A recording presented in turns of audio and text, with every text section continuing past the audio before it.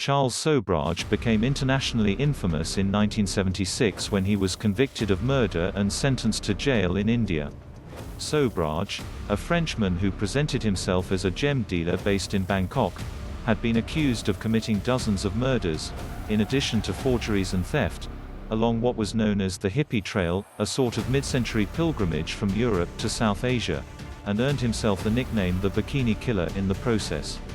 After being released from prison in 1997, Sobhraj returned to his native France and seemed to revel in his villainy. He gave interviews and reportedly sold the rights to his life story for millions of dollars. A brazen trip to Nepal in 2003, however, put him back in the crosshairs of authorities and he was arrested once again, charged with a double murder and sentenced to life in prison, a term he's still serving today. It's no wonder that the sordid story of Sobhraj and his victims has been catnip for adaptations, inspiring books and films. But nothing has told the story quite like The Serpent, an 8-part limited series starring Tahar, Rahim and Jenna Coleman that premiered to acclaim on the BBC earlier this year and is making its American debut April 2nd on Netflix. Jenna Coleman as Marie-Andrée Leclerc and Tahar Rahim as Charles Sobhraj in The Serpent, premiering April 2nd on Netflix.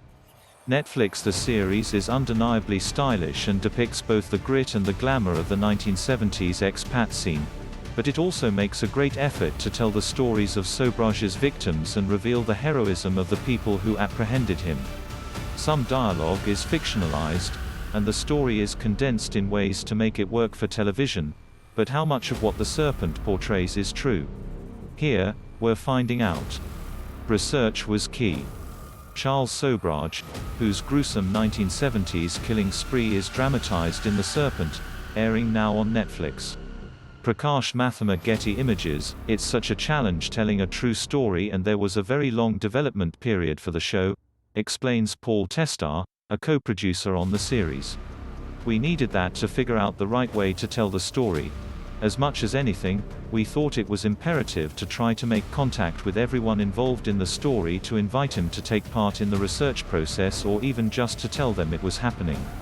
The team developing the series reached out to the real people involved in the events, or their nearest living relatives, in an attempt to make sure they all had the opportunity to give input and to ensure that the series focused not just on Sobhraj but also the people who were conned or killed by him.